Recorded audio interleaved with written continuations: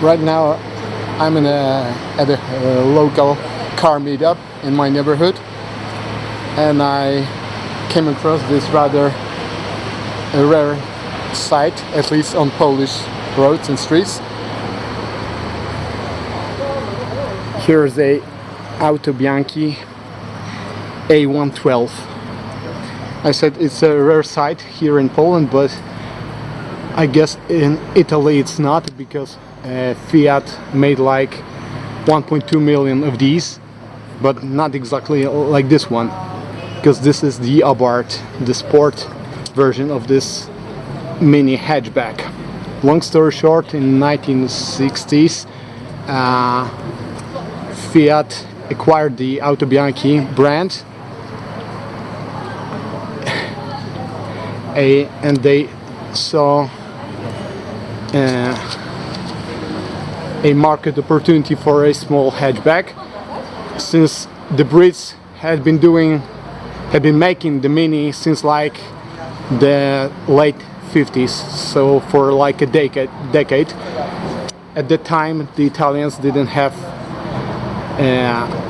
any entry in this market, so they saw the opportunity. So they took the underpinnings of the upcoming Fiat 127, the shortened wheelbase of the Fiat 128, and they came up with something like this. This little Italian bastard is like 3.2 meters long, weighs around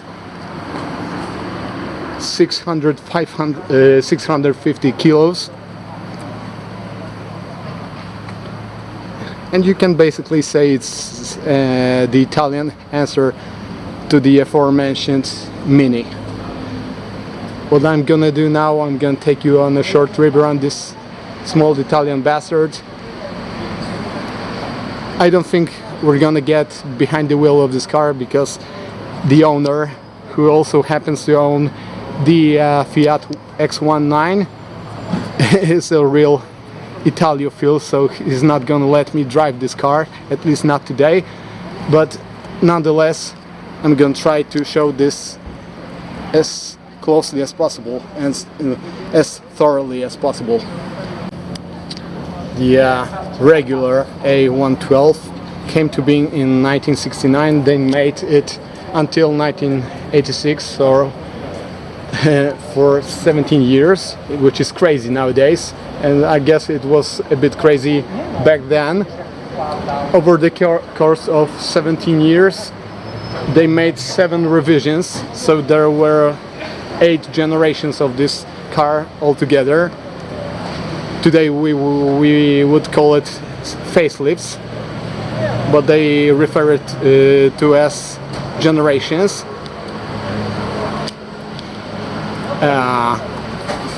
They started with a moderate 903 cubic centimeters pushrod engine, developing around 42 horsepower. Later on, during the revisions,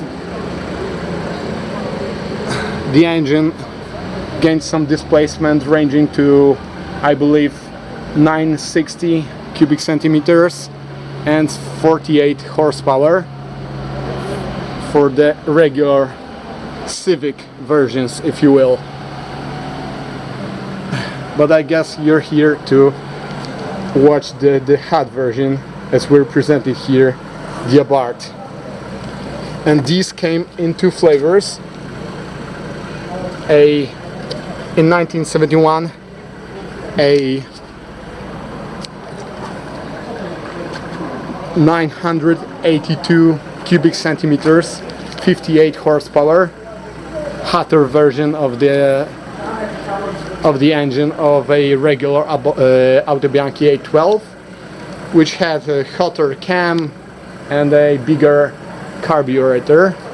And this one is the final revision with a 1060 cubic centimeters engine. and it's got 70 horsepower.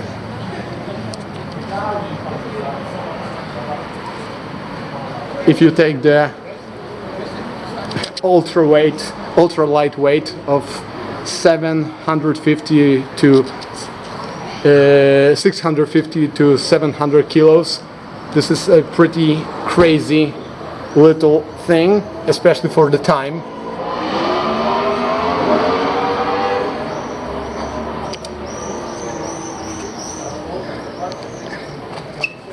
And they really were a hot thing back then among the car enthusiasts. They saw some recognition in motorsport. The Abarth Autobianchi A112 even received its own series of rally events for 8 years, starting 1977 up until 1984. The rally series was called, and excuse me if you're Italian and you're watching this, I'm trying to pronounce it as correctly as possible. Campionato A112, something like this. I'm doing my best.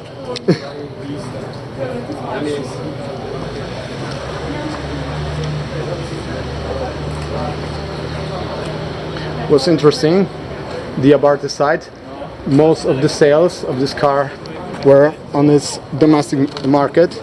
Around 75% of the regular Autobianchi A112 were sold, A112 were sold in Italy, and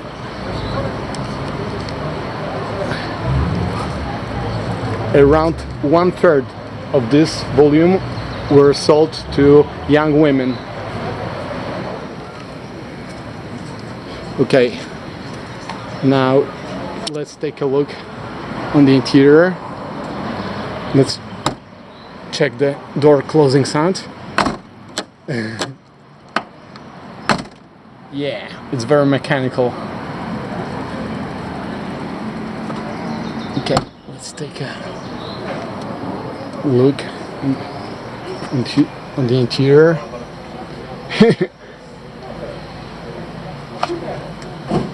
Cool. Lots of Italian details. Abarth badge on the dash, Italian flag, gauges, battery voltage, oil temperature, oil pressure, two-tone seating with Abarth headrest covers. And like I said before, this one is homologated for 5 people.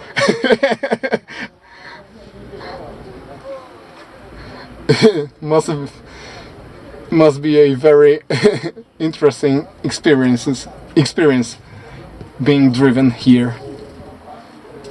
I guess it adds to the experience. Okay. All Abarths have 5-speed transmissions, unlike regular Autobianchi's A112, which started with 4-speed transmissions and later on came with an optional 5-speed transmission. Okay. To be honest, this whole interior feels very familiar for me as a Polish person. While it does not share exactly design with the aforementioned Polski Fiat, Maluch or Fiat 500, which sold like hotcakes here in Poland, it feels very similar and very familiar. It's basically the same design language. Very straightforward, function over form, but feels very purposeful.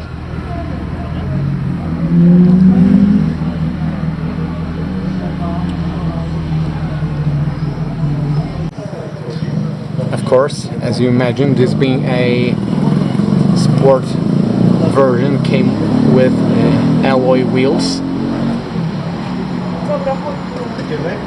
It even reads "Made in Italy" here. Cool. These cool details. They're really nice to look at.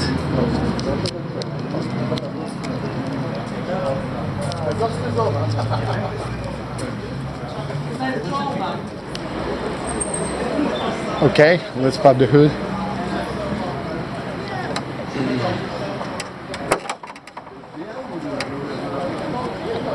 Okay.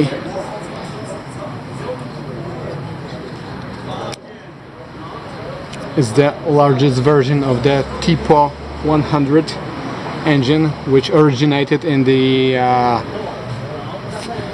Fiat 850.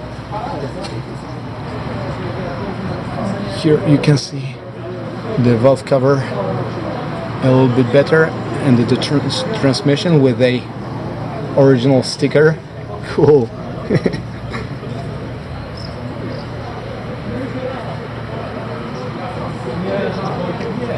Fuse box.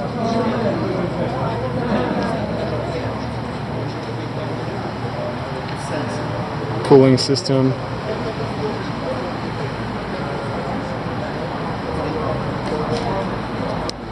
It all looks very straightforward, very honest, like I said before. This tail lip is a nice little touch.